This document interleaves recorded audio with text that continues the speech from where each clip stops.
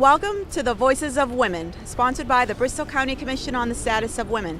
I'm your host, Gail Forts from the YWCA Southeastern Massachusetts, and today we are in Boston at the Massachusetts State House for Women's Advocacy Day, which is sponsored by the Massachusetts Commission on the Status of Women. Today, over 400 women, students, and men will be here at the State House, listening to plenary sessions, talking about legislative issues, meeting with legislators, talking about issues related to pregnancy, disability, paid family medical leave, early education and care, and other issues that affect South Coast women. So thank you for joining us, and I hope you enjoy our show.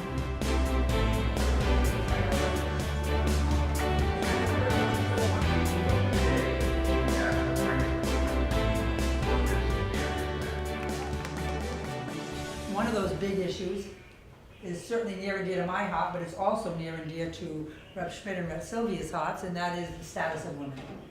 As you know, last week, and then we'll all just have a chance to chime in, last week we passed a very significant bill, the Pregnant Workers Fairness Act. And you may wonder why in 2017 we have to pass a law that says you need to give reasonable accommodations to a pregnant worker. Which is only the right thing. Which is only the right thing, but without adversely affecting an employer. So, people were violating that. Employers were violating that. We heard some terrible stories last week.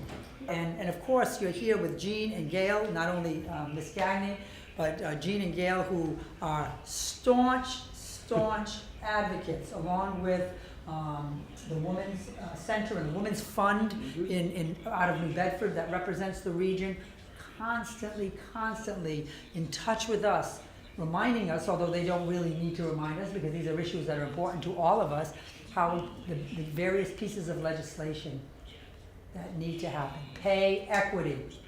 Women are still paid at 80% to what a woman does. A Latina woman paid at what, 75, 60%. African American women paid at the same lower percentages. It's crazy. So we also last year passed a bill on pay equity, and just making sure that companies' policies they had a chance to go through them.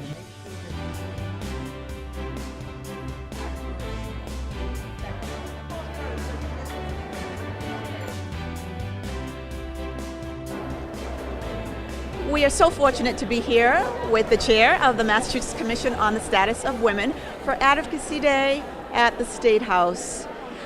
Why is this day so important to you, and what do you hope to accomplish?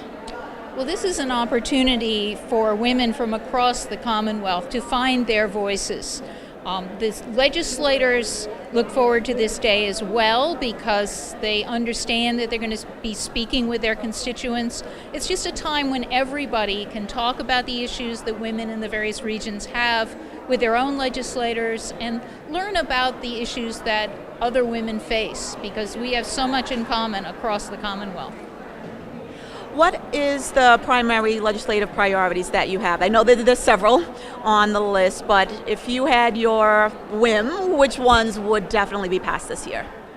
Well, we are very close to having the Pregnant Workers Fairness Act passed. It's been passed by the House, and I can't imagine the Senate isn't going to pass it, and the governor is undoubtedly going to sign it, so that is very high on the list.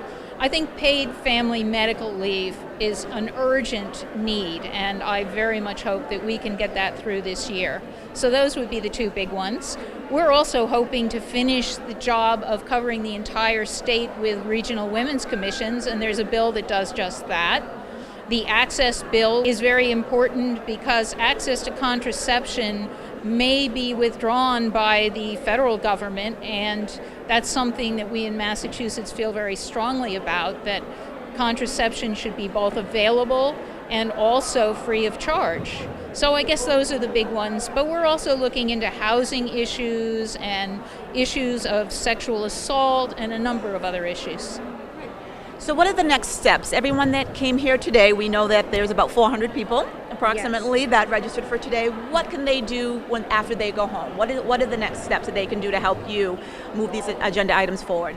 Well, I think the first thing is starting today where they are going to begin a relationship with their own legislators. If you get to know your own legislator, then you know who to talk to when there is an issue. So that's step number one. And then I think people just need to stay connected because we need to connect to each other, we need to connect to our legislators, and just make our voices heard throughout the year, not just one day. Well, thank you so much for taking the time to speak with us, and thank you for organizing this wonderful Women's Advocacy Day. You are so welcome.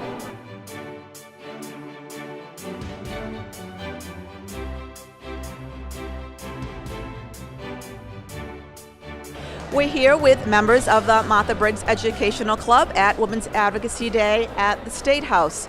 Over 400 people are here today, and we have over 130 from Bristol County. So we're really excited about this day, and they're going to talk to us about why they're here today and what issues are important to them. My name is Tony Texera. I'm from Martha Briggs Educational Club, and our sisters are here to support the Early Childhood Education Act. That, you know, these children with good early learning challenges will be our neighbors at one point, and we're here supporting that effort. Hi, my name is Lindsay Carter Montero, and I'm here with the Martha Briggs Educational Club, and I'm here supporting the Paid Medical Leave Act and universal education. Hi, I'm Sylvia Gomes. I'm from New Bedford. I am with the Martha Briggs Educational Club. I'm also with the Bristol County Commission on the Status of Women. I'm here supporting both issues, universal health care and the Paid Family Leave Act. As a single mother, these are very important issues for our community, and how we take care of our children and how we take care of women in our community will affect the future of New Bedford. My name is Yvonne Drayton. I'm from New Bedford and a member of the Martha Briggs Educational Club, a member of the YWCA, and a supporter of the Women's Fund of Southeastern Massachusetts. We, in fact, support the legislation that the group, or the Southeast Massachusetts Coalition, supports, and have been talking today with some of our legislators, most notably Senator Mark Montigny from our area, and with Representative Bill Strauss. We encourage the support of all of the legislation, especially that to do with early childhood education.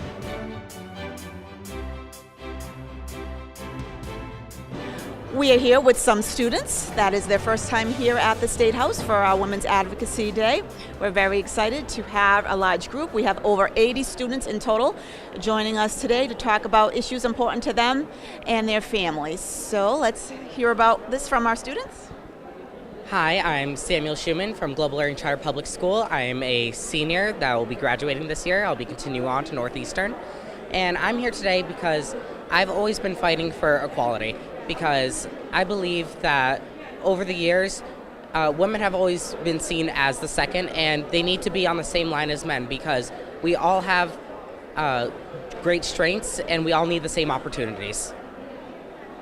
Took the words right out of my mouth. Hello, my name is Edric Nunez, and I'm a senior at the same school, Global Learning Charter Public School. I'll be attending Allegheny College in the fall, and I'm here because I've always had an interest in human rights and equal rights for women. So I wanted to get the experience to see what it was like entering the State House, what goes on behind closed doors, and probably tell other people about it. Hi, I'm Jaleese Arias. I also attend the same school, Global Learning Charter Public School. I'll be attending UMass Boston in the fall. And I came here as a daycare teacher, so I know I'll be affected by what's the outcome of what's happening today.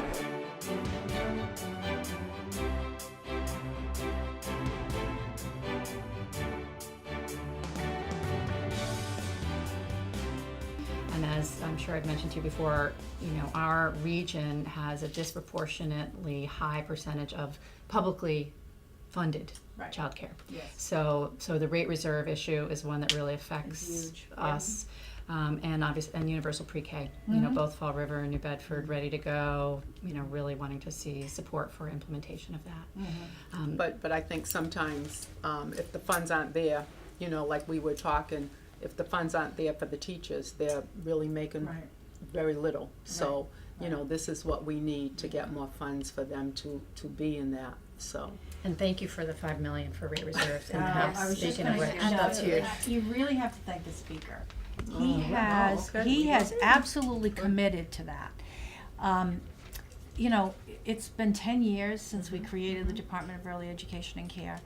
And everybody keeps saying, oh yes, we understand, we believe you, you're right, you know, for every dollar we spend now, we save 7 in the future, all the statistics. Every child that gets a good start, you know, more go to college, more go into college, et cetera, et cetera. And this year, he just, actually last year, he brought together a group of business people.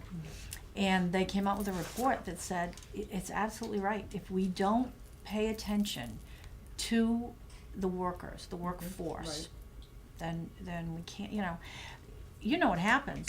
Somebody gets, you know, they're in a public or a private center, they get some experience, and the public school snaps them up. Well, it was always the whole idea about having an early education system was to find ways to combine the public and the private so that we weren't putting any privates out of business. The public school could not take on the responsibility for everyone. So how do you do that? And the rate reserve is one of the ways.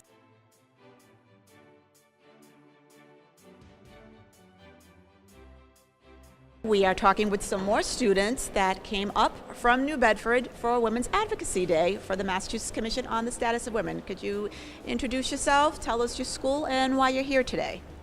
I'm Catherine. I'm a 7th grade at sister school, and I wanted to learn more about the unjust situation between men and women.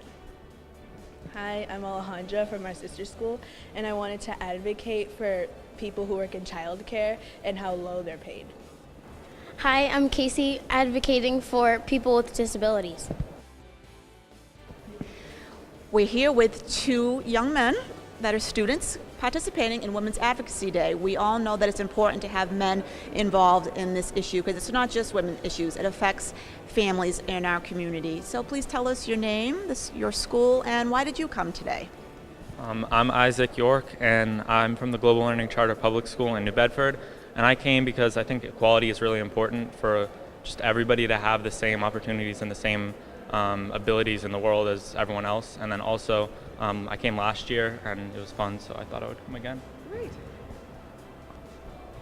Hi, I'm Duncan Murray from the Global Learning Charter Public School. I'm in my senior year, and I came down here today. 1, I always wanted to come to see this building, but 2, I grew up in a house full of women, and learning about the different issues that were being talked about here, I decided to come down and see what's being done about it. It's a pleasure to be with you today, It's Senator great Rodericks. to see you. Thank you so much for coming up to the State House Yes, today. thank you. It's a lovely day. It's and beautiful out, finally. And we're here today to talk about Women's Advocacy Day, run by the Massachusetts Commission on the Status of Women. Yeah. So we thank you for your support all Tremendous these organization. years for all of our issues that we're here today to talk about, particularly universal pre-K, which we know that you support, and increasing child care workers' reserve rates and salaries. So what are your thoughts about how we can go about doing that? Well, this Massachusetts State Senate has been out in front on all of those issues, and we continue to lead in Massachusetts on focusing on issues relative to early childhood education, relative to rate reserves. The reality is we need the money, and there will be an opportunity for you and I and everyone in the Commonwealth to vote on a constitutional amendment that will create a 4% income tax surcharge on incomes above $1 million per year.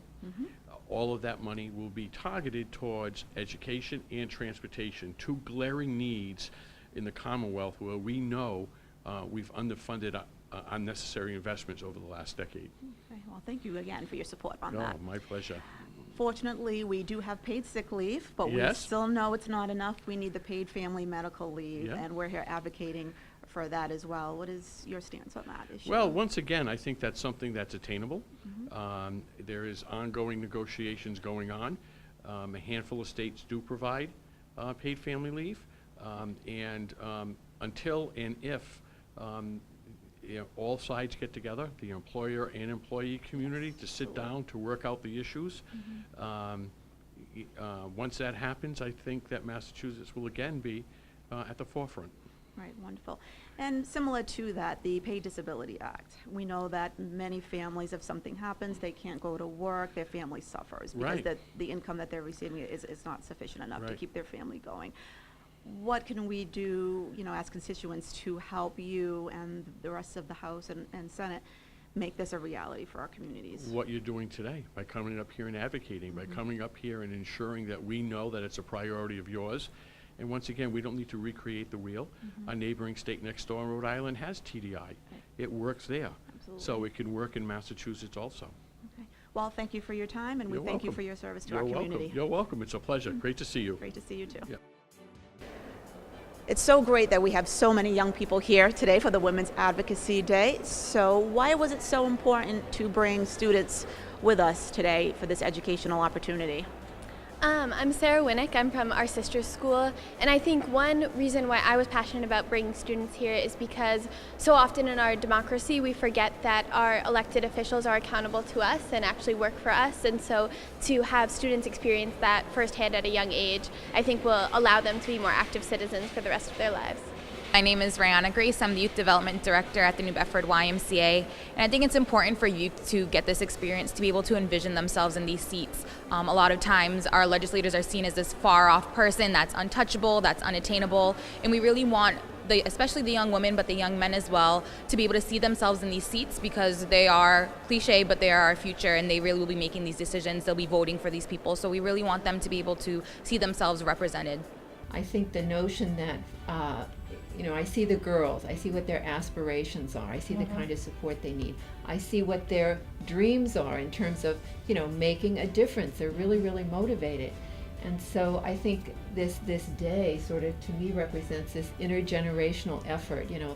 Babies and infant care is removed from my life, but it's not, because of the whole, what we're hoping for the future of our country and the well-being of the community.